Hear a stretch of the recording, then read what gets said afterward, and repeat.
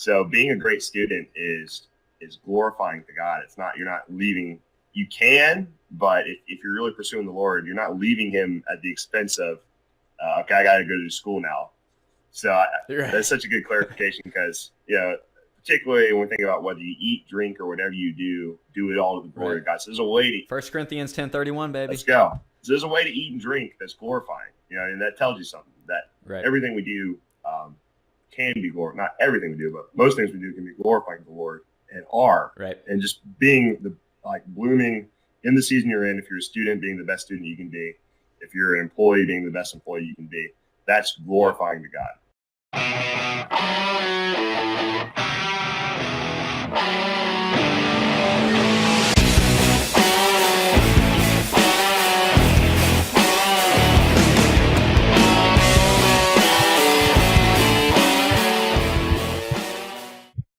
Welcome to Generation Giants podcast. My name is Kyle, and I'm with my friend John Patterson, and we are recording remote. John, thanks for opening up our remote location over there in Oklahoma, dude. Yeah, man. Our remote studio. Yeah, I got the remote studio for Generation Giants here in Oklahoma City, Oklahoma. Who knows how many studios we have popping up? Yeah, all over the world. And today we're going to be talking about joy, fulfillment, and Desiring God, which is a book that, John, you kind of recommended to me and is a book that really impacted you, written by one of your, call them mentors, right?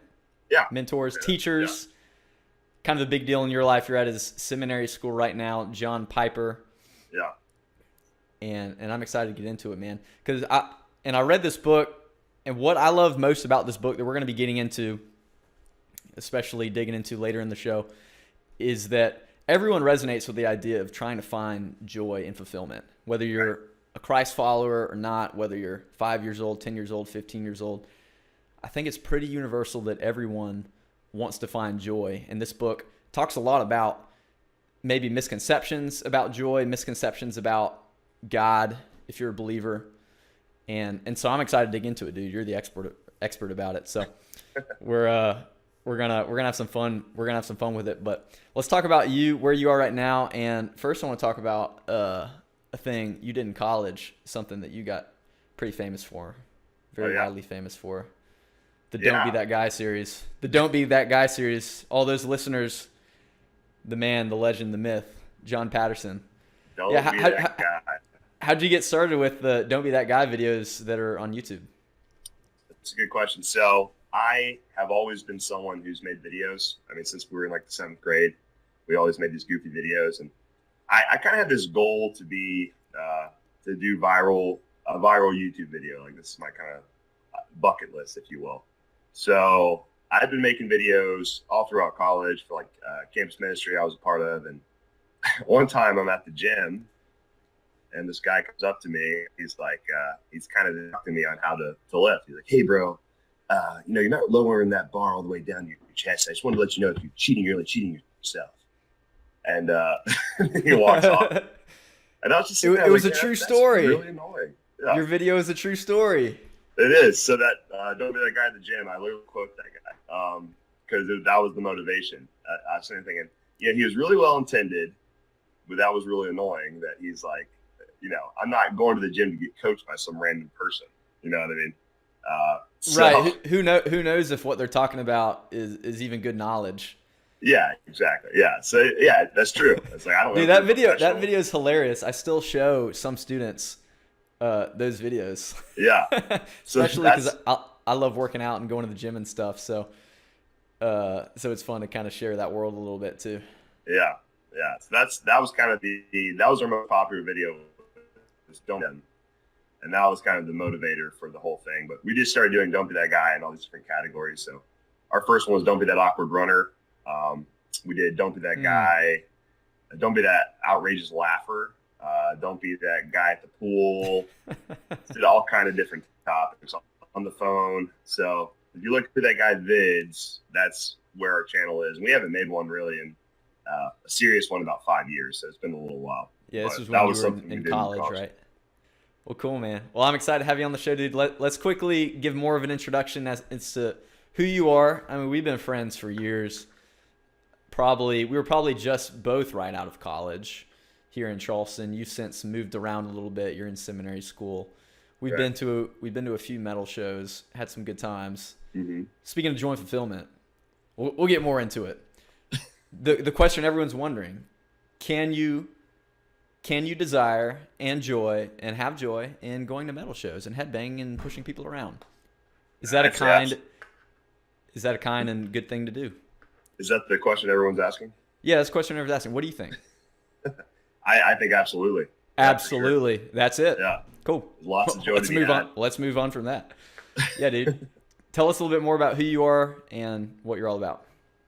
Yeah, so John Patterson. I currently live in Oklahoma City, and I intern here at Bridgeway Church as a pastoral intern. So I've been in seminary for the last 4 years, and I've been training to be a pastor, and that's kind of the long-term goal. Originally from Clemson, South Carolina, go Tigers. So where Kyle is a little bit closer to home. Lived in Charleston for a little while. So this is my final year of seminary, and we're hoping to be planting a church here in the next 2 years. That's kind of my wife and I's hope. So unless the Lord really radically does something different, that's where we're leaning and directed. And we're just passionate for seeing lives changed by the power of Jesus Christ. It's kind of, I know it's a very broad statement, but that's great. Really what I'm passionate about. And obviously, as we mentioned with Don't Be That Guy too, very passionate about creative content. Dude, are you going to form a church around Don't Be That Guy? It's just going to be an all-male church. Yeah. That would, I don't know how well that would work out. It's going to be an all-male church. Actually, no, women are going to love that church. Matter of fact, women are going to love that. So you can open it up to women. Yeah. And all the preaching is going to be centered around a "Don't Be That Guy" quote. This Don't Be That Guy of the week is the multi-level marketer. Don't be that multi-level marketer. Yeah. So who knows, man? We might, you might see some Don't Be That Guy, and that'd be interesting to see that combined in the ministry format. But that's I do. The thing is, man, I think the creative world can really serve the ministry world really well. So I do believe in that, and so I don't know if it'll necessarily be Don't Be That Guy, but I think that's something that I would say that we are passionate about for sure. I think Christianity, I think we've gotten better, and like we used to be the best, like back in the day, like in history, Christianity was the place where the arts were developed and creativity was happening. And then we got really weak on it kind of early in our country's time. And I think we're kind of getting to a point where Christians are expressing themselves well through the arts more and more. So something I definitely believe in as well. So that's kind of a short bio. Was that clear as far as? Clear as mud. No, that's great. And you're in your 4th year of seminary, right? Correct. Yeah. 4th year? 4th year, man. So I've done 8 years of postgraduate education and won't be a doctor. So, but it's been good. Won't be a doctor? Why are you giving up on your dream to be a doctor, dude? I mean, I still could, but I'm just saying that 8 years doesn't make you a doctor, apparently, in the ministry world. But it's a really good experience. Dude, they just don't make that. What do they talk about? The narrow gates, the narrow roads. They make that gate really narrow, don't they? Yeah, super narrow. So. And John Piper, he's a doctor? Is that correct? Yeah, he is a doctor. Is he Dr. John Piper? Yeah, a lot of guys in that world, like once you've done 8 years of school, it's like, why not get a doctorate? Because I've come this far. Why not? That's why I do most things. Why not? Yeah, why not? Let's get a doctorate. It's easy. No big deal. Yeah. So a lot of people in this field are, but I won't be a doctorate. I'll be a master's of divinity. That's what my degree is. So big time. Big time. Can you put that after your name, like comma Master of Divinity? Can you do that? What would that be? MSOD? MSOD. Yeah. Master. They just do the MDiv. That's the MDiv. It'd be like John Patterson MDiv. Dude, if I saw someone with their name and it said comma Master of Divinity, I'd be pretty intimidated. Yeah, like wow, you're a Master of Divinity. You mastered it. Did you see that movie? Did you see that movie back in probably the late '90s called Master of Disguise? I did. That was good times. The turtle one, right? Turtle. Yeah, all I remember from it all I remember from is the cast, and they're so goofy. They're like, "I'm going to be a master of disguise. I'm going to be a master of the." You could totally. That's your next idea for video right there for Master of Divinity. I'm going to be a master of divinity.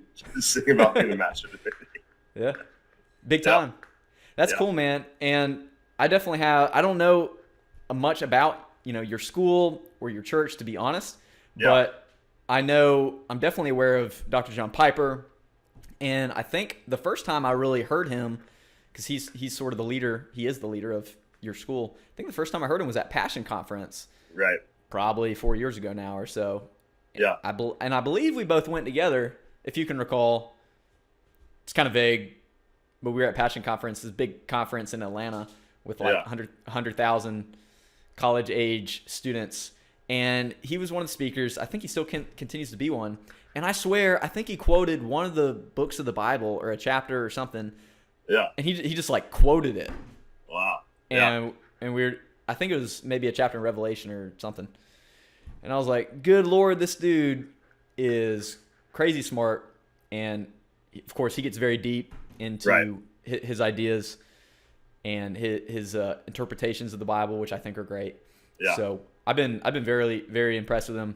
And, there's plenty of pastors and leaders now that are of a younger generation, but he kind of, I wouldn't call him old, but he's definitely above sort of this next generation tier of leaders, which I think we need leaders that are in their 20s, 30s, and and we need the wisdom of guys that are also a step above that as well. So it's good that he's still pouring into churches and students, people that are your age and my age. So I think that's great. So what made you choose to go to his school above the others? Why the heck did you move away from the beaches? Away from, we could be broning out, going to metal shows, all kind of stuff. That's right. And you chose, because isn't it in Minnesota? It is. It's in Minneapolis, Minnesota. Yeah. So I left the beaches for the frozen tundras of Minneapolis. What were you thinking? Man, I don't know. It was a major mistake. No, I'm just kidding. So I've been really influenced by his ministry, especially in college. And I think the big thing for me is, like you said, him quoting scripture from memory, is the dude was just so passionate about God as he's revealed himself to us in the Bible. So like, I'd never heard of someone at the time who was so passionate about scripture and just like could savor it and know it and go through it with such detail and carefulness. And so my big thing when I was going into training for ministry is, man, I want to read the Bible like that guy. Like I want to read and cherish and teach the Bible like that guy does. So my original thinking was, I like John Piper so much, I would go, this is a little bit of fanboy here, but I like John Piper so much, I would go to Minnesota seminary there just to serve in that church, just to kind of get training in that area. Yeah, and then I look online, and it's kind of cool how all these things connect. The pastor of my current church here in Oklahoma City had written a blog, and he is on the board for Bethlehem College and Seminary, which is the school that Bethlehem Baptist Church, this is all a lot of different things, started. So there was actually a seminary at John Piper's church, so I could get the ministry training and be a part of that church at the same time. So I applied, and it's a really intense application process. They take usually 15 students for their seminary a year. So, and it's not like, I wasn't like a super student in college or anything like that. It's just kind of, they're really like, we get all these people, we interview them, we pray about it, and we really see where the Lord leads. And based off like qualifications and stuff, they accept people. And my application, I found out about this school in like late November. And it's a super complicated application. And the application's due. How complicated? 1st. How complicated can application be, dude? Dude, it was intense. Are there trick questions in there? Yeah, you had to. They made you do a what do you call it? The triathlon. They made you do you had to do a full Ironman just to be on the list. While quoting scripture. Yeah. That'd be and the toughest part about that part of the application was while you're swimming, you had to quote scripture. Right. Yeah, just had to come up every now and then. That's where most people totally get drowned out of the application process. Right. Yeah, that's literally the application process. Intense in that they have a lot of things you had to turn in. So you do get like 3 recommendations and all these things. So went through all that, and then they had these like hour-long phone interviews. And now that I like know these guys now who interviewed me, and just very awesome men of God, but super intense as well. So it's like they're asking you like really direct questions, and you're talking for an hour, and it's like you're kind of trying to crack jokes and stuff. And it's just like, but seriously, like, what do you think about this? Like, oh, okay. So nice. Yeah. But anyways, then went up there for the last 3 years, and that's where we are now. So that's cool, man. Well, I'm excited to see your. I don't even want to call it a career, man, but I mean, I love getting to spend time with you, seeing you do ministry. You've got an amazing heart for students and just people in general. So I'm excited to see where that takes you, man. And of course, Thanks, we'll still stay in touch, obviously, whether we're hundreds of miles, thousands of miles away or not. But but I look forward to the opportunities ahead of seeing what you're doing and maybe even getting to be a part of it, and vice versa. Hopefully, you can come back down to Charleston and be a part of. We can be a part of some other ministerial avenues, including more metal shows. Dude, I'm still mad that we missed Warped Tour this year, man. I'm too. You were just telling me about one of the bands, and I was gonna hit the play button on YouTube. Maybe during the break, I'll listen to the band. Probably love them. Yeah. Yeah, we'll keep the record button going. What was it? Counterpart was the band? Counterparts. Counterparts. I got to check them out. If you like them, I probably like them. So, a little bit of intensity never hurts anybody. Yeah. Right. Intensity equals passion. We need to be passionate. One of my biggest memories, Kyle, from the Warped Tour with you is we were watching a band, and it was one of the main stages, and it was like midday, and just the sun's beating down on this area, Charlotte, North Carolina. Right. Super hot, and everybody's jumping and pushing, and I just remember we both about almost passed out. Oh man, so hot. It was. So, yeah, and that we were like, it was one of our favorite bands, and yet we had to leave because it was so it was so hot. Like, I'm gonna die. I need Powerade now. Who said this was a good idea to have these music festivals in the middle of the summer on a huge paved ground? I don't even fairground paved. I don't know what you would even call it. Out in a big point of heat and just let you go for it and shove each other. Yeah, shove each other until everyone passes out. Right. Kicking each other is not only suggested, it's recommended. That's right. Yeah. Yeah, you got to watch out for some of those. And then I think it was For Today, they decided to start this big. They decided to take over the stage adjacent to them. They were just like, we're gonna make the biggest circle pit around both stages. Yeah. And so it was like an eighth of a mile. It was. Like circle pit. People were running in circles. With gravel everywhere. I almost tripped and fell. Actually, that would have probably also been recommended. They're like, yeah, dude, rock on. Falling with like bloody shins. Like, yeah, you're enjoying yourself really well. It's like, no, I'm not. But yeah, I remember that. I was like, and I was training for an Ironman or something at the time, and I was like still running out of breath. Like, right. It's like, all right, let me pause here and actually listen to the music before I pass out getting this workout. Although it's hardly any different than my other workouts, listening to basically the same music. Yeah, similar experience, though. Yeah. No, that was a super fun trip. We need to do it again. I also remember we played a little bit of Super Mario, I think, for the NES. Oh yeah. I realized how bad my Mario skills went way down from the time I was 7 years old. Way down here. It's actually a disease they call Mario regeneration. It's brutal. I definitely have that in stage 9. You slowly lose your Mario abilities. Pretty soon you're getting hit by every shell. You can't even get the power-ups. You try to play Mario Kart and like you see the banana coming, but you just get paralyzed and you slide right on top of it. You spin around. There's a sermon metaphor somewhere in here. There's definitely bananas and all that, and slipping and sliding and regeneration. There's all kind of good stuff in here. You're gonna make a sermon out of this one day. Yeah, you're gonna. That'll be my first sermon is avoid the banana. Don't be that guy that gets Mario regeneration disease. Stage 9. The most unhelpful sermon ever. You've got to maintain your Mario skills. Right. Yeah. This is very important. He who does not have Mario skills is not relevant. Proverbs 19:24. Yeah. First Opinions 5:16. You know your scripture very well. Yeah. Well, let's get into the book that really influenced you. Let's kind of go ahead and give an introduction to it. Yeah. And like I said, I'm excited about talking about the book because I think it can help people that are teens, that are in their 20s, just kind of better understand this thing that we're pursuing called joy.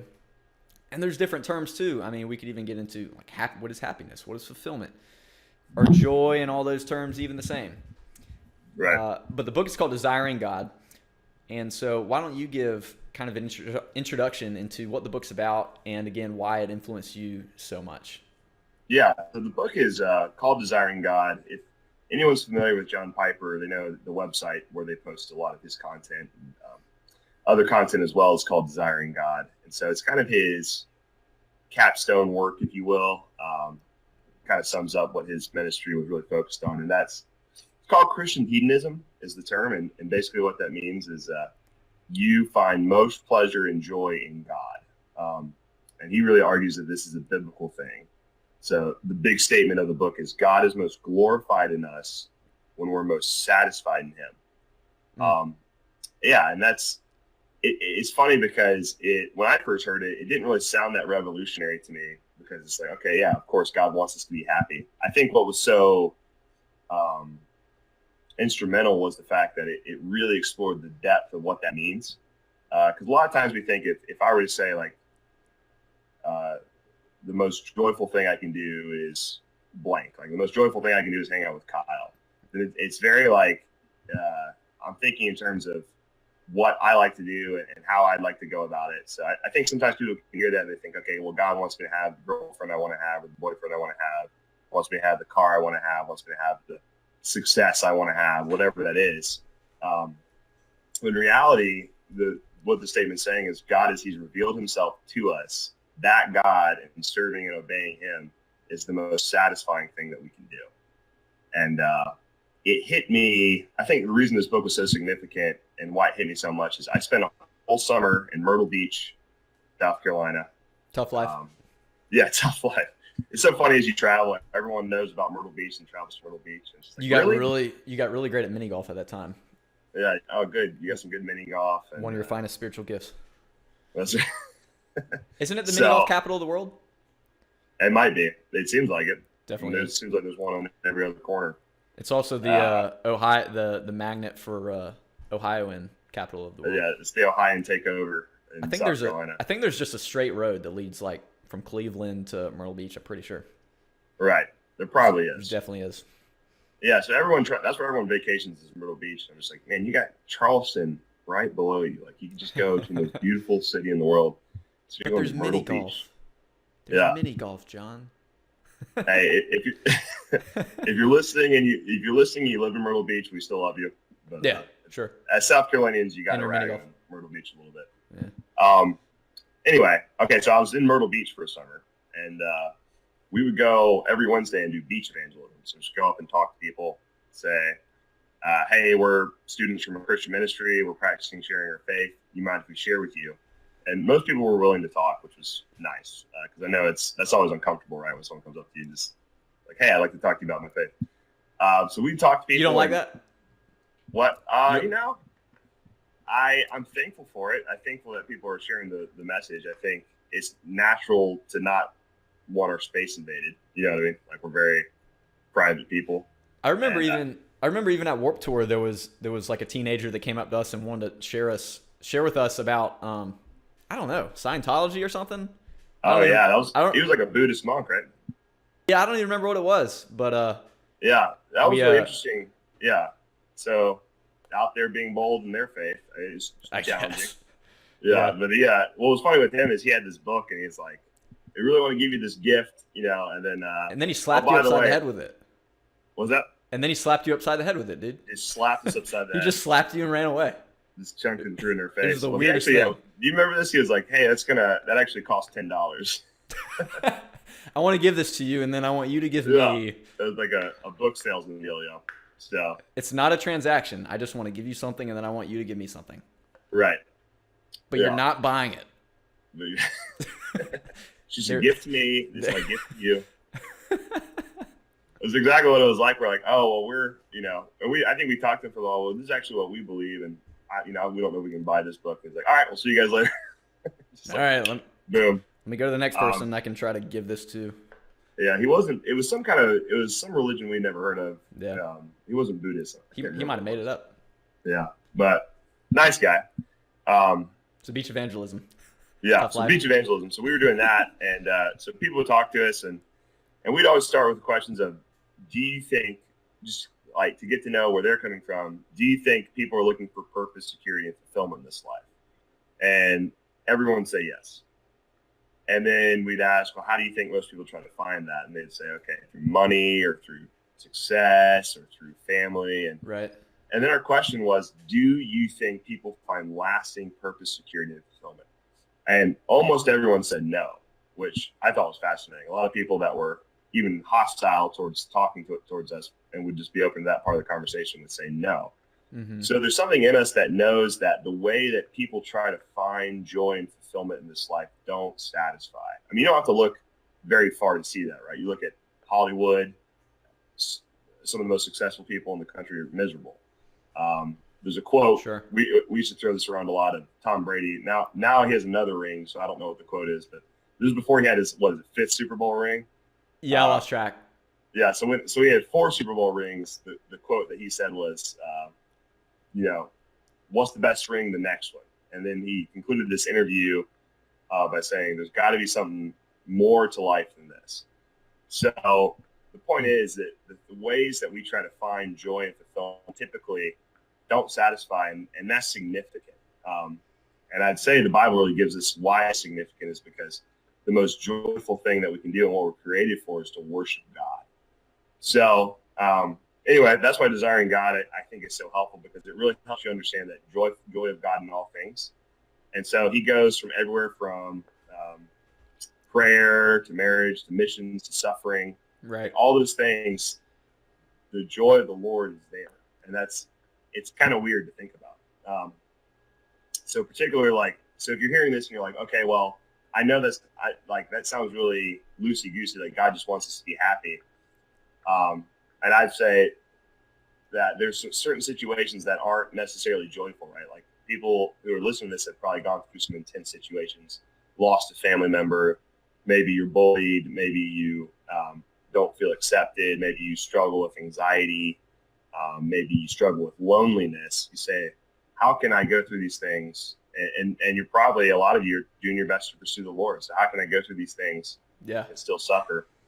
And a big part of the message of desiring God, and really of John Piper's ministry, is that part of understanding what it is to have joy in Christ is to understand that what we experience now is not forever, right? So if we lose a family member, we're not going to know the suffering of death and loss forever.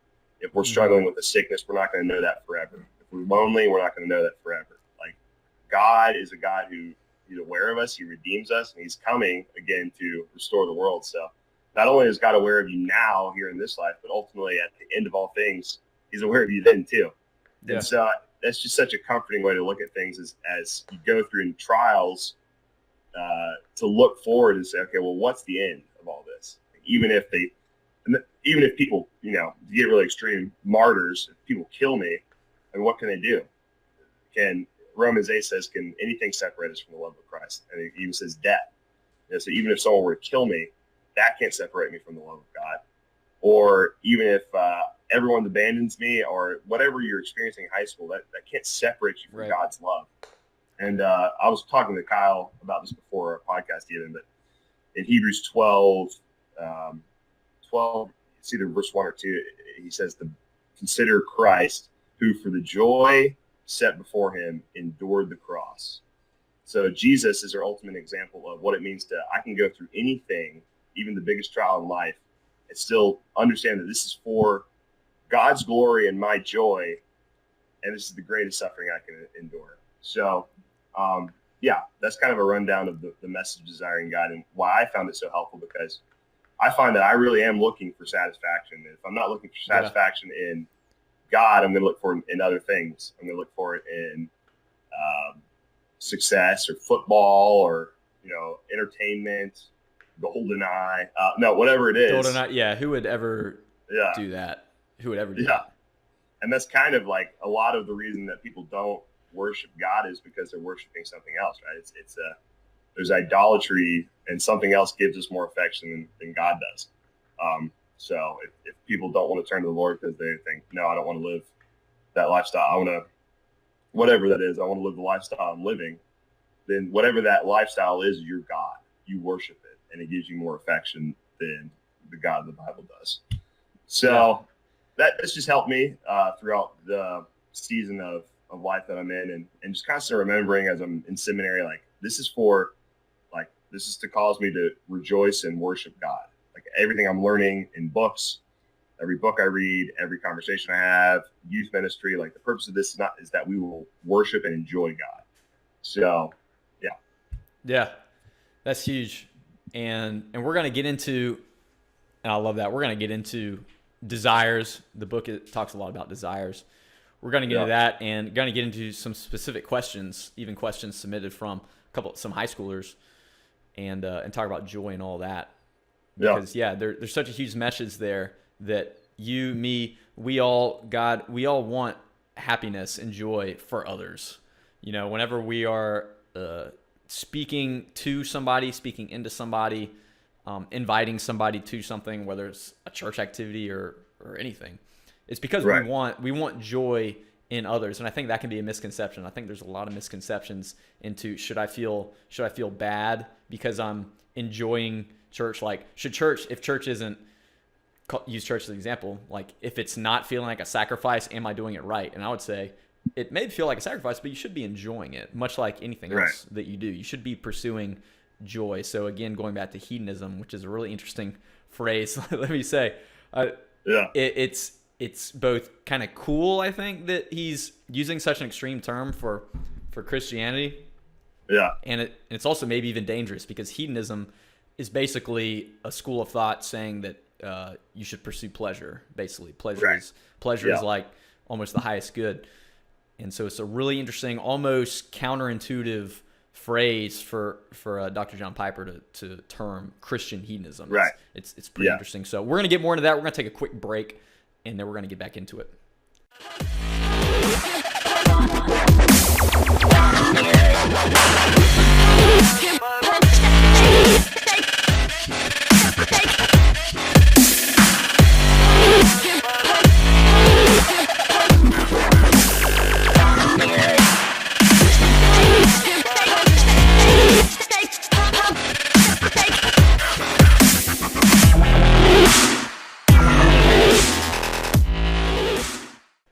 And we're back. So the book is called Desiring God. And the way I read the book and interpret the book is you can desire God through desiring other things in a way. And so why don't we maybe make it a little bit personal? Kind of what are the things that we desire in our lives? What are the things that we see others desiring? Maybe they're quote unquote good. Maybe they're not so good. But I can definitely tell you, not every desire that I have is necessarily connected to God. I love me some pineapple barbecue chicken pizza. Come on. And now maybe that's actually an example of something from God.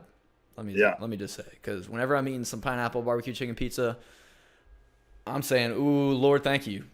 Or they got this ice cream. They got this ice cream at Publix called Chocolate Trinity. I didn't even name it Chocolate Trinity. It's actually got like a biblical reference in the name. And whenever I'm eating some Chocolate Trinity, whether I'm thinking about God, I'm fulfilling some desire in the bottom of my heart and the bottom of my stomach when I'm eating some of that ice cream. And of course, I desire, from a deep to almost a shallow level, I desire being active. I desire, playing sports, whatever that looks like for a guy in his mid-20s. It's not like I'm really on a sport team right now. I desire many things that aren't necessarily directly connected to what one would necessarily think of it as God. Like, even though I may go to church a couple days out of the week, I'm not necessarily desiring to be in church all the time. Right. And so maybe let's talk about that. What other kind of things do you desire in your life, whether it's church-based or maybe indirectly church-based? Yeah, that's a good question. I think, so a professor of mine at the school actually wrote a book that kind of addressed this issue with Christian hedonism. and the things of the earth. He calls it. So that's the name of the book, is The Things of the The Earth. things of the earth. And how does bacon, relate to glorifying Oh my God? gosh, that's another Yeah. one. Right. Okay, yeah. Tell me, John Patterson, how does bacon relate to God? Tell me right now.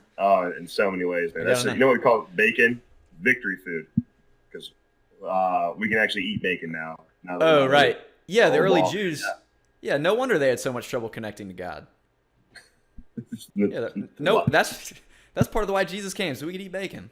Eat bacon. It's yeah, all coming together. Yeah. So, So what do you do with things like that? Okay, how does this relate to this idea that God's most glorified in us, or most satisfied in Him? And I would say, just to summarize, that those things are definitely not at odds with each other. Like loving working out, and loving being an athlete, and loving good food and good friends definitely can be glorifying to God. It can also be very not glorifying. I think most simplest sense with food is, you see someone who overindulges in food, it's clearly not good for them, right? Right. But it's an overindulgence where food kind of becomes their God.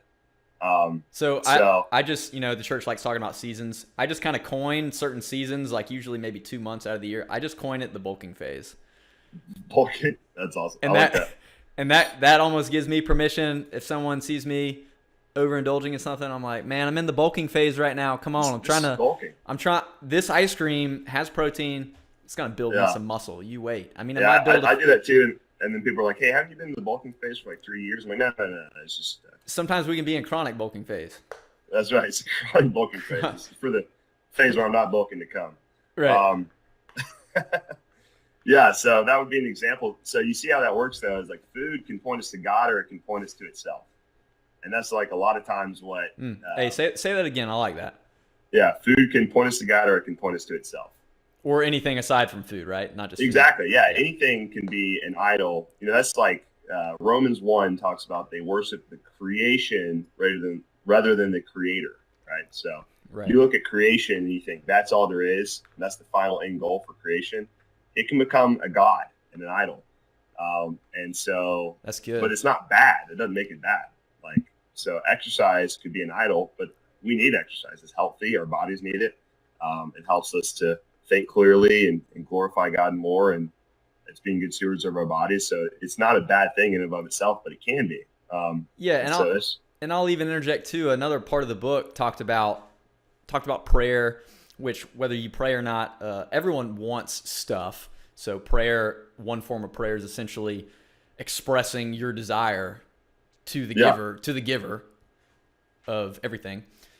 And one thing that Dr. John Piper talked about was whenever you ask for stuff, he raised the question, is that immoral to ask for material things? And basically what I got from it was whenever you ask for things, whether you pray to God or even you ask an adult or something, in a way you're honoring the one you're asking, because you are saying they can give you that thing.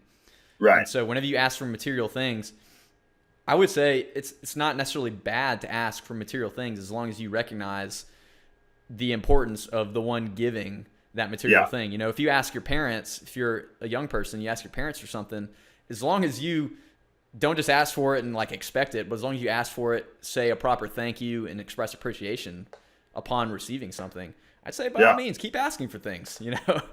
Right. It's not like it's bad. It's not like you shouldn't intentionally ask for things. In fact, in the book, he references the Bible in many areas, talking about how you should ask for stuff, whether you ask for a material thing like a new car, or whether you ask for healing, that's on you. But I just want to interject that it's, go ahead. That's a good interjection. I think, exactly. And it's where our heart's at with those things. We can ask for things and still be okay if the Lord says no. I mean, that's certainly, still be okay, right? Yeah, there's just trusting that we have a good God who's got our best intentions for us. Like I've had so many times where God said no to me, and I've been so frustrated in the moment, like, why are you not doing this? Why are you not opening this door? Why am I not getting a job here? These different things, and it's always been, in hindsight, almost always, sometimes not, but usually I can see exactly what the Lord was doing in that time, and I really believe, if I can't see it now, I will see it eventually. You know what I mean? And whether in this life or the life to come. So God's always got our good in mind. Even like sometimes we can't handle a new car. You know, I mean, sometimes we can't. We might go drive it off a cliff. You know, or whatever that is. Might be a little too fast for you. It might be some crazy taxes involved. It might need some of that premium gas, and then over the course of a year, you're paying like $500 extra on gas or whatever. I don't know if numerically that would add up right or not. Yeah. You know, dimes tend to add up though per gallon. So. Yeah. So I think that's the big thing is like realizing when we ask is God doesn't give us things. It's not because he's stingy. He says he's a good father who longs to give good gifts to his children. So if he doesn't give us material things, or even like if we're going through seasons or emotional reprieve or whatever that is, just understanding that there's an intention behind everything that we experience. And God can take the worst of things and use them for good. It's really his incredible work. And why don't you share too? You know, you were married recently. How long ago did you get married? I got married in August 6th of 2016. So 2016 already? Yeah. So over a year. My Lord, time's flying. What was that? 3 months? Year and 3 months, yeah. And you weren't living here when you were married, and so I kind of missed that boat. But you came and visited over summer, which was really cool, and I got to meet your wife, lovely lady. And y'all have a pretty interesting story surrounding your marriage. And marriage is something generally the population is bought into the idea of marriage being good long term. You know, I think most people, whether they're pursuing marriage right now or not, whatever that looks like, I think most people generally accept that they want a lasting, fulfilling marriage as a means of security, as a means of fulfillment of family and all that. Yeah. And you finally hit the jackpot. Why don't you share a little bit about that story, talking about how sometimes God's on our time, sometimes we're on his time. Yeah. I mean, absolutely, man. This is so very fortunate to have this amazing wife, and yet would never have written the story the way everything came together. And I know she wouldn't have either. So she is, so I didn't know her super well. We went to the same college in Tulsa, Oklahoma, and she was ended up marrying a really good friend of mine named Jordan, who's probably one of the bravest dudes I've ever known. So Jordan had really intense cancer, and he got it our senior year of college, and it was really, really bad. And his body actually got to the point where it was almost cancer free. And then it was deemed cancer free. And so him and Katie had been dating for a while, and they were about to get married. And he went in for a routine checkup, and the doctor just said, "Man, it's really bad. It's all through your body." So they did a rushed wedding. It took in 3 weeks, and Katie just came and was like, "I'm going to marry you." And Jordan already had the ring, and they really just loved each other, and were such an inspiration because they were so hopeful going into the situation. And so they got married in 3 weeks, and then started treatment immediately, and went through about 8 or 9 months of really intense struggling and trying everything they possibly could prayer wise. I mean, they went to numerous conferences and had people pray over them, and they tried everything health wise. They lived on like a ranch and avoided like all chemicals and everything they could do. And unfortunately, cancer ended up taking Jordan in March of 2014. That was really, it's just such a big blow for all of us, man. I mean, he was just such a brave, and he was so brave that you didn't really realize how bad it was. Even he was just so like joyful, and speaking of joy, like, and just hopeful and brave for that whole situation, that we were shocked. And so I just didn't really think it was going to happen. And I remember getting the phone call. I was working in Charleston, and getting a phone call from a friend of mine. And when I saw who the friend was calling, I just knew that's what it was about. And so that happened, and it was obviously a blow for everyone. And so Katie and I connected. So she came. His birthday was on a certain weekend over that summer, and then she came actually to where my parents live in Mount Pleasant as like a getaway through a friend of ours. So she invited her, said, "Hey, you can go stay with the Pattersons. They'll have their house open. You can just kind of have a getaway weekend, so you don't have to be alone during his birthday." And so I just happened to be down there that summer, and we just connected, and it was super. And I kind of felt like I know I felt in my heart there was a specific moment that weekend where it was like this veil was lifted, and I was like, oh my gosh, like I'm seeing her as someone that I could potentially pursue, and I didn't really know what to do with that because obviously the timing wasn't great, and just the situation's not ideal. Like, is this okay to have feelings for someone who was married to a friend of mine? Is Right. this, what do I do with this? So I just took it and just didn't talk to anyone about it, just prayed out to the Lord for about a month. Like, okay, Lord, what do I do with this? Is this these good feelings to have? Is this honoring to Jordan? Is this honoring to Katie?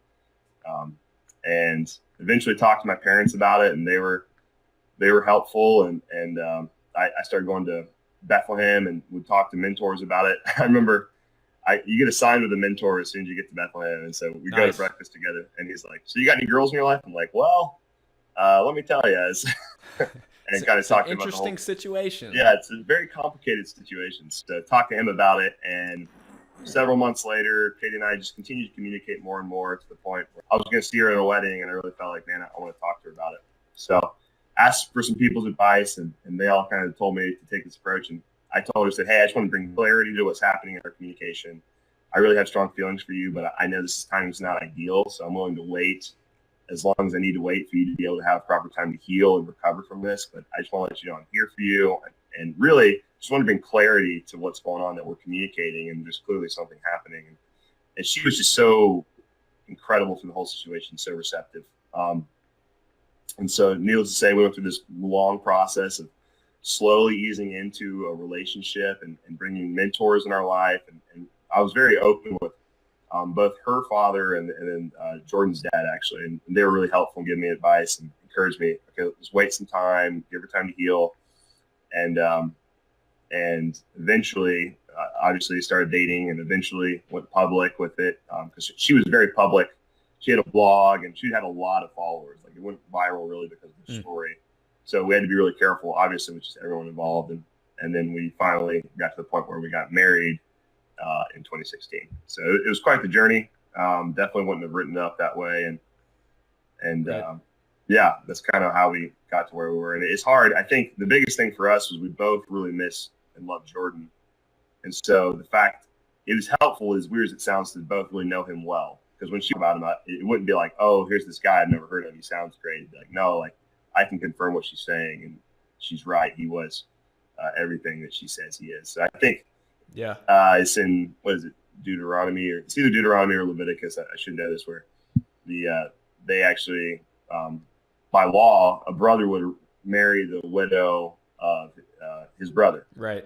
And I just saw the wisdom in that so much, because you still get to share that common love for the person that's lost big time together. Yeah. So not saying it has to work out that way in this situation of a widow, but it did for us. And so, yeah, here we are today, married over a year, and just kind of this crazy journey that the Lord took us on that, like I said, we would have never dreamed up. And certainly I wouldn't have ever, I wouldn't have wanted to get to a point where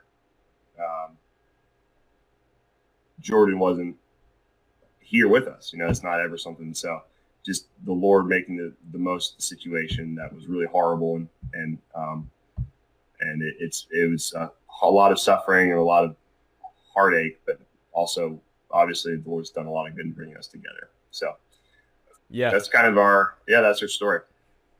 Yeah, no, I appreciate you sharing that story. You never know the twists and turns. Yeah. That will be in your future, how the events of today will intervene into your future years from now, or someone else's future, right, for that matter. Yeah. And it's great too that you guys prioritized. Y'all had, aside from desires for yourself, like you want yourselves better, you want even each other to live in joy and happiness. The book Desiring God actually talks a lot about marriage that we can't even really get into, but talks a lot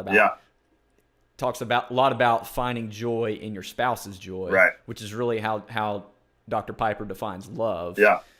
Kind of similar to how I look at love, but he defines it as taking joy in someone else's joy, right, which is a pretty good definition, I'd say. Yeah. Pretty good. Yeah. And so you can practice that whether you're dating or looking for a spouse, or just in friendships. you can practice taking joy in other people's joy. Yeah, absolutely. And for you, at least, you saw Katie, who was a phenomenal young lady, and you wanted joy for her, and whether that was through you and in your commitment or something else, I'm sure you were prioritizing that, and it just happened to kind of also work out for your joy, Right. which is how you want things to work. I mean, it's not bad to want joy for yourself, again, which is what the book's talking about. Right. It was interesting. I noted, I don't know if Dr. Piper said this or not, but I kind of noted a thought. Whether you're a Christ follower or not, we all are motivated by self-interest. Right. And even in college, I talked a lot to a group of other students for a club I was leading. I had heard a lecture. I was trying to think of the word. Heard a lecture about altruism, and how even altruism has some sort of selfish motivation, in the sense of Right. you want to feel fulfilled Yeah. in how you display altruism. And so everyone has self-motivations. And I think as Christ followers, at least the way I look at it, you shouldn't apologize because you have some self-interest. Just because you are interested in joy for yourself, it doesn't mean you want the opposite of joy in others. Right. Yes. You can want joy for yourself and joy for others. That's so good. That's so good. I think that's a really good clarification too. Is so we think of it is, if we're looking at self-interest, then I really want to be happier more than I want these people to. But like you said, when you really love somebody, it's essential. Like, you rejoice in them being fulfilled in joy. And so when they're going through suffering, you weep with those who weep. That's it's not like, I can't really feel that. I want to be joyful. It's like, no, my joy is tied up in you. And so therefore I don't just sit here fine, like unmoved by you going through something intense. Like, I'm in it with you. I care about it. Yeah. And I rejoice as you like find healing from that and grow from that. Like, I'm cheering you on. Like, I rejoice in all those things. And I really experience joy. Like, I really, Paul talks about my joy is complete in you. Like, he rejoices in the congregations that he's writing to throughout the New Testament. And so, I think that's really good clarification, because so many times we can think of it as, if there's any self-interest involved, it's not noble, but it's just not how we operate. There's always a self in whatever that is. If we're sacrificing, there's a greater joy.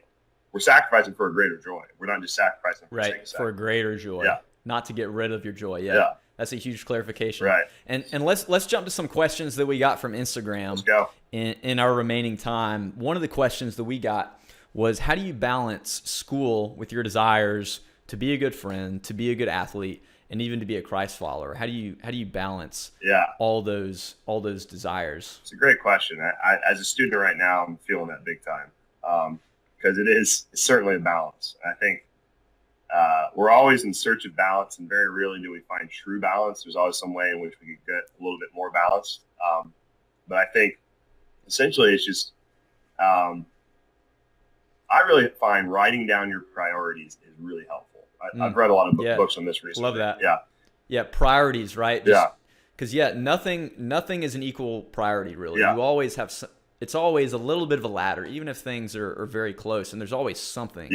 That probably deserves to be your top priority. Exactly. So it's like, for top of that list is going to be God, and then you're going to have like family and those closest to you, and then you might have friends, and you might have school, right? And those now, it doesn't mean that school's not important. It is. Right. But if you're having to sacrifice your marriage, for instance, for school, then your priorities are off. Hits a little home for you. Yeah, exactly. So I think that I've read a lot of books recently. Looking Forward by Michael Hyatt's one that was really helpful, and he talks about writing out your life plan. And the reason he does that is because he really focuses on priorities. So it's helpful to constantly remind ourselves, like, what are my priorities? Because we easily get off and start spending time on things that aren't our priorities. I can spend all my time on video games, for instance, and my friendships be suffering because of that. My relationship with my parents be suffering because of that. My relationship to the church be suffering because of that. My school be suffering because of that. And that's just lacking priorities, because that's I'm not just trying to rag on video games. It can be a fun way for people to connect and whatever. But the thing is for a lot of people, that's that kind of relaxation is way too high of a priority that's not ultimately helping you in where you're trying to go in life. And so I would say the same for a lot of grown up, world. It can be your work. Like you're so driven to succeed. Yep. And that's a really good desire. Like it's good to give that all you can into what you're doing, but not at the expense of your relationship with the Lord, or not at the expense of your relationship with your family. Those are really, really important things. So I just think constantly reviewing how am I doing priorities wise is really helpful. Yeah, that's huge. And I'll even say too, if sometimes they have to move a little bit, like just because something's your priority number 4 doesn't mean it's not a priority. Yeah. Doesn't mean you don't spend any time on it. That's right. But your friends may not need to be priority number 1. Right. But the thing is, everything is going to want to be your priority number 1. Yeah. Right. Like especially friends that are living things that can talk at you. Right. Yeah. They're always going to be begging. Especially if you're a leader in a leadership position, there's always going to be people that want your attention. Yeah, They want your focus. They want your now. Yeah. And one thing that I've had to really be consciously thinking about is the fact sometimes you have to say no. Yeah, absolutely. And to say no is not unloving. Sometimes you need to say no. Sometimes if you say no to somebody else, they may take it as unloving, but at the very least, love yourself, love your priorities. If you're saying no to somebody else that you're not going to spend your time on this activity, it might be something that's not very good for you too. Yeah. Then you're also saying yes to spending that time doing something else that might be better and might be toward one of your other goals. Right. So, yeah. I'd say that. And then the last thing I'd say to this question is just the idea that if you are a Christ follower, if you're a person of faith, to put God as number 1, for instance, you and your wife, whenever you serve your wife, you are serving the Lord. Right. You're serving what you're supposed to be doing. And so, we talk about some of these abstract ideas, but to maybe make it a little bit more concrete, if God's your number 1, it doesn't just mean your number 1 priority is to pray necessarily. Right. But it means everything you do should be unto the Lord. Yeah. Whether that's on a team or in a marriage or in a relationship or whatever, everything should be unto the Lord. Yeah. That's so good, man. And work really, it can be worshipful. It's not like I worship and then I work. It's like, no, I actually get to worship while I work. It's right. I get to worship while I'm a student. So being a great student is glorifying to God. It's not, you're not leaving. You can, but if you're really pursuing the Lord, you're not leaving him at the expense of, okay, I got to go to school now. So Right. That's such a good clarification because, particularly when we think about whether you eat, drink, or whatever you do it all to the glory Right. of God. So there's a way to 1 Corinthians 10:31, baby. Let's go. So there's a way to eat and drink that's glorifying, and that tells you something that Right. everything we do can be glorified. Not everything we do, but most things we do can be glorifying to the Lord and are. Right. And just being blooming in the season you're in. If you're a student, being the best student you can be. If you're an employee, being the best employee you can be. That's glorifying to God. Yep. Like it. So let's go to another question. I kind of turned this into a true or false question. Okay. So I kind of turned their question into true or false. True or false? Fulfilling desires leads to joy and fulfillment. Fulfilling desires. True or false? Does fulfilling desires lead to joy and fulfillment? What is that? I would say not always true. Right. Yeah. Right. It's not necessarily a true or false. Yeah, exactly. I would say can be true, probably mostly false, because a lot of people think that I have it and I want it now, and that's not going to necessarily lead to joy or fulfillment. Yeah. In fact, that's most of the time not going to. So, obviously, that was kind of Eve's thought in the garden. Like, I want it. I want to know what this fruit's like. And yeah, Adam and Eve, they took part of the fruit, and that was the fruit. And we've been doing that ever since. Like, I want to know. I want to have, whatever it is. Like, I want to have these things, so I'm going to steal them. That's kind of an extreme example. Or I don't want to pay my, I don't want to pay my taxes, so I'm going to just not report this thing. Yeah. There can be desires there, or like I desire this woman, but she's someone else's wife, or there can be all these desires that you shouldn't really. Someone else's boyfriend on the playground. Exactly. Man. So, you might have to do an old fashioned fist fight right. after school. That's right. Yeah, Just an old-fashioned brawl. it's old-fashioned fist fight. I'll see you after school on the I like how you playground said that. after the bell. Someone's boyfriend on the playground. So, so I didn't know that was how I talk, man. Shoot. Somebody's boyfriend. Right. Yeah, and I was talking to you earlier too. Yeah. Listening to Andy Stanley and how in some of his sermons he talks about the difference between immediate and ultimate. Yeah.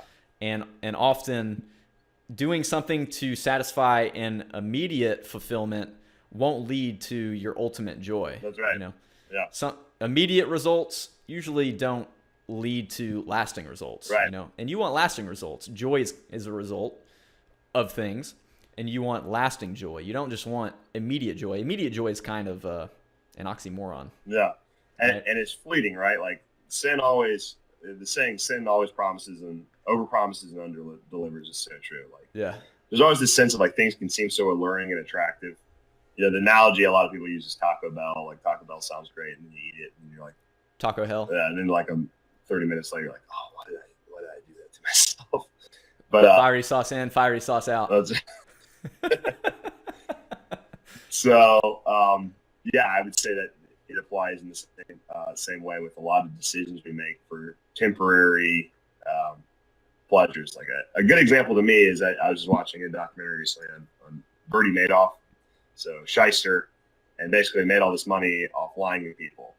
Well, he ended up Good times. getting put in prison. You know what I mean? So he temporarily, he's like, I got everything I want, and then long term, he really doesn't have anything. And just Right. but even if he got away with it, like your life's not made just to get a lot of stuff, you know, and he wouldn't be happy. You'd be miserable either way. But the point of all that is we can think so much I have to have this now, and yeah, that can a lot of times, most of the time, not be something that's pleasurable. Unless I'd say maybe the caveat to that would be if you're saying like right now I want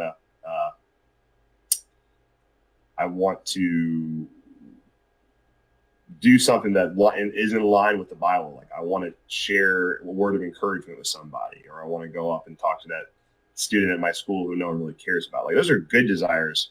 And I think that does lead to joy.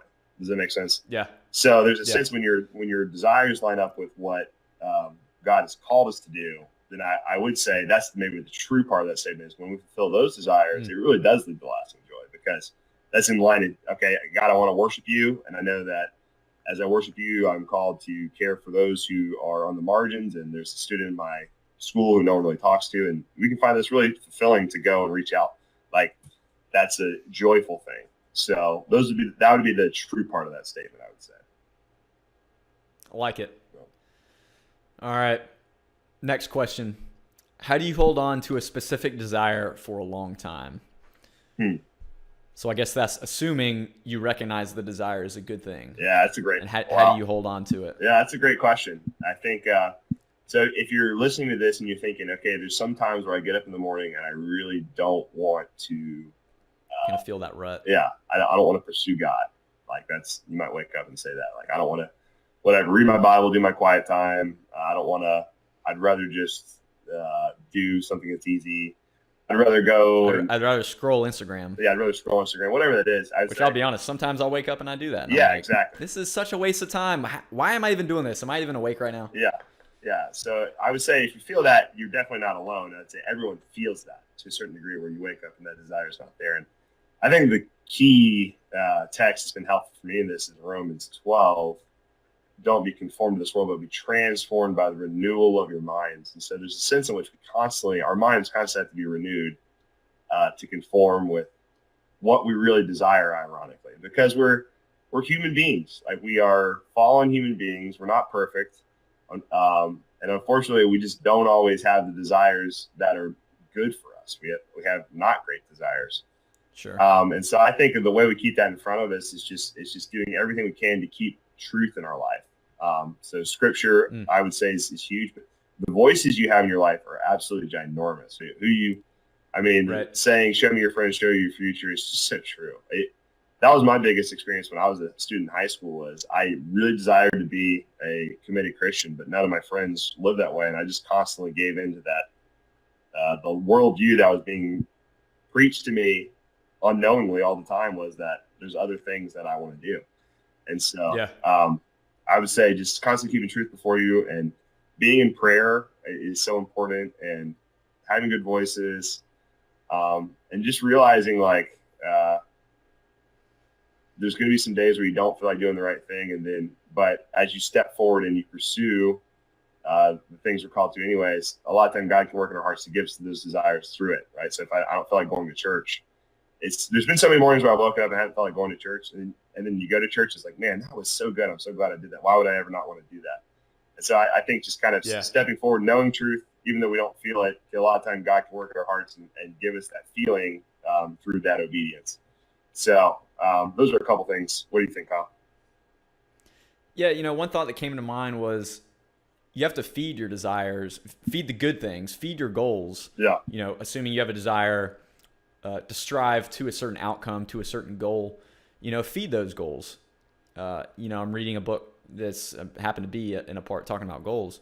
And not only does it require writing the goal down, but you need to create momentum toward that goal. That's good. And two, you need to strive not only for success. I mean, you want success, but I would say strive toward progress. Look at it that way.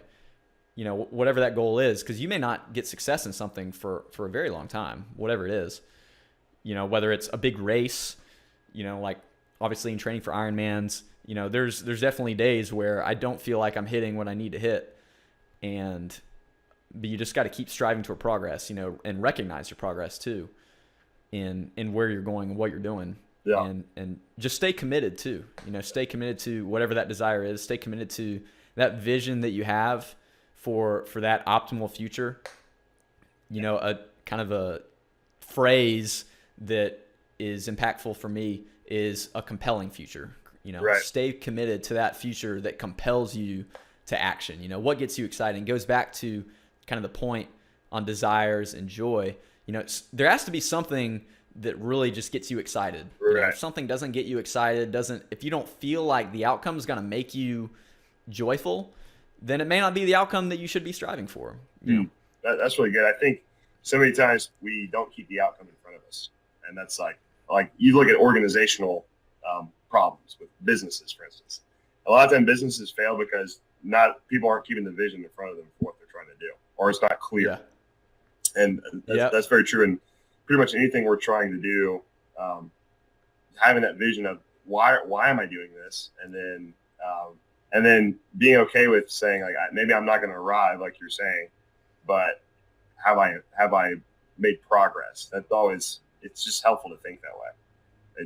You know who says this is one of the greatest leaders in the Southeast is Dabo Sweeney, head coach of the Clemson Tigers, and preach some more Dabo. Come on, he always talks about getting better than the last day, right?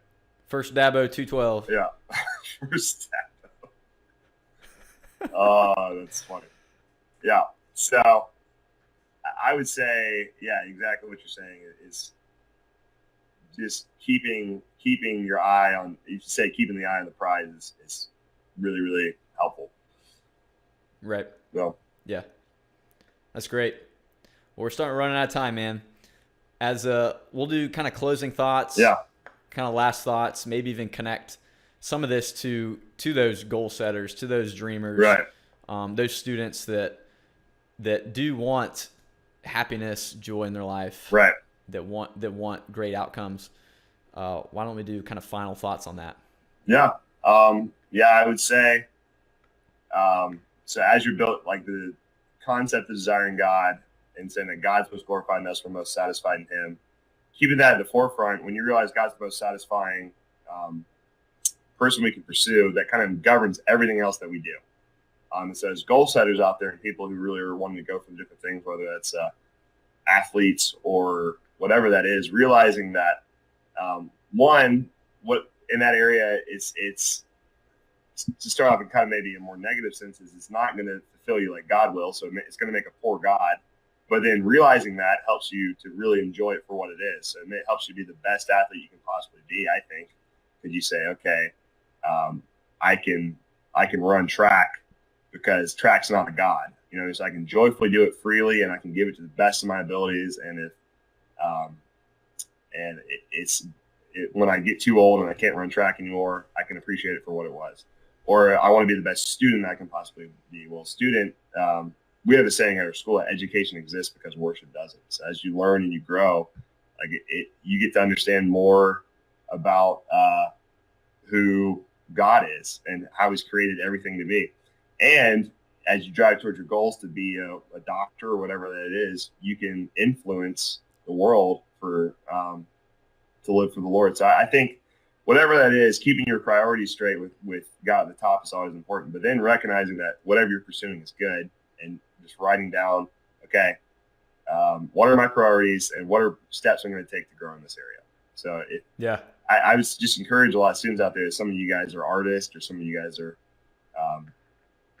really hardcore students or athletes or musicians or whatever that is. What God's gifted you to do, it's a good thing. And you don't have to feel ashamed about that or bad about that. You can pursue that. Just recognizing that the end of it's not so you can be a great musician or you can be a great athlete. The final end is that you can glorify God. But those things aren't at odds with each other. Yeah. Yeah. And I'll interject. I say interject because I do want you to get the last word, but I'll interject, because if you're a Christ follower, a person of faith, most people aren't going to be drawn to you necessarily because how much you sacrifice. I mean, that may be something they respect and uphold, and maybe some people will be drawn to that, but most people are drawn to Christ followers because of the joy that they feel, because in the midst of trials, they are joyful, They may not necessarily say, thank you for this really negative thing in my life, right? But they somehow maintain an attitude that it's okay. Yeah. And they still maintain this posture of being okay, of being joyful, regardless of the situation. If things are going well, it's just icing on the cake. And so that would just be something that I did want to say, in that joy is contagious, and people are drawn to it. So never feel ashamed because you feel joy for doing something that is, maybe it's not necessarily like preaching the gospel or anything like that, but you're making an impact on the world in some way. Right. Yeah. First Peter calls that a living hope, right? So we have a living hope, and I think just to finish on what you're saying, like not everyone is going to be called into full-time vocational ministry, and that's okay. Like most people are doing a lot more ministry than people who have the title of pastor in their workplaces, and just being in the lives of people, your neighbors and your classmates, and as you go into the work field and as you go into your college fraternity or whatever that is, that's really the place where most ministry happens. It's not from a pulpit. Now, pulpits are important, I think, for learning and growing and being nurtured in God's word. Obviously, I believe that. But I would just say to encourage you guys, if you're not feeling that pull, if you are, I'd say that's incredible and I'm encouraged. If you're not, just know it's not a lesser calling to be an accountant. It's really not. It can feel that way, but that being an accountant, that's your missions field, and you get to bless people by doing your work excellently and honestly. You get to share the living hope of the living God with them. You get to be in their lives and have barbecues with them and all these things, and that's places where most ministry happens. So praise Him. A little barbecue. Praise come on. Praise the name. So anyway, that's what I would say is don't sell yourself short because you don't think your calling is big enough. If the Lord's given you a heart and desire to be a musician, then man, be the best musician of the glory of Christ. Dig it. Cool, man. Well, John, that's about all the time we have here. As we wrap up with shout outs and plugs, I'll go ahead and give a plug to our Instagram, Facebook. Check us out online. We should have the YouTube up for this, and we've got the audio obviously on iTunes and Stitcher. And shout out to my small group at Seacoast. I don't know. I'll do that. My adult and my youth small group. How about you? What you got? Shout out to my wifey Boots, Katie. She's in the other room, so she can probably hear me. And eavesdropping. Shout out to let's see, I don't know, my cohort BCS represent 2018. Wait, what is BCS? It's Bethlehem College and Seminary. Oh, okay. Yeah. All right, got to give it the acronyms. Yeah. Cool. So, love it. John Patterson, thank you so much for being on the show today. This was a lot of fun. I really look forward to seeing your impact. Obviously, you've got a heart for others, and you're going to do big things, man. Definitely believe it. Thanks, brother. It was so encouraging. we still got to hit another metal show, man. Let's get it on the calendar. Are we going to make this a goal or not? Here's the thing. Take Generation Giants on tour, and we'll tour around and interview metal bands. And that'll just be our excuse to go to a bunch of metal shows. What do you think? That's our new direction. Yeah, it'll be tax write-off and everything. That's great. All right. Yeah, love it, man. Thanks for having me on your podcast. I'm excited to keep listening and thankful to be on here. Awesome. Thanks, man. Yeah. All right, brother. We were meant to live for so much more. Have we lost ourselves? Somewhere we live inside.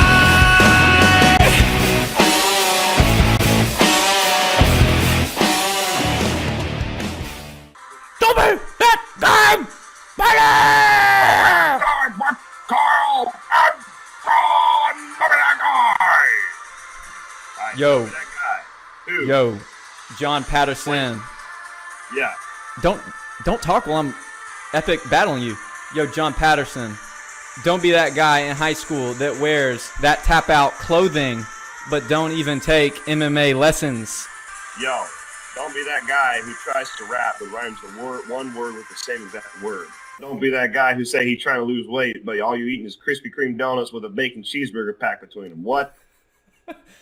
Oh, you mean the bacon cheeseburger donut special? That's what I'm talking about. Dude, Burger King and Dunkin' Donuts, they could probably like combine forces or something. They could be like in the same building. Probably will. Don't be that guy that just goes to the mall and then just goes to the food court, gets the sample, and then leaves. Yo, don't be that guy who calls up a friend you haven't seen in 5 years to tell him you were thinking about him, but then really you're trying to get him to sign up for your latest business scam. Don't be that guy who says he doesn't have time to memorize scripture verses when you know how many rushing yards the third string running back of the Dallas Cowboys had in high school. Don't be that guy that only texts in emojis. Look, I don't know what that smiling brown thing means, but get out of my screen.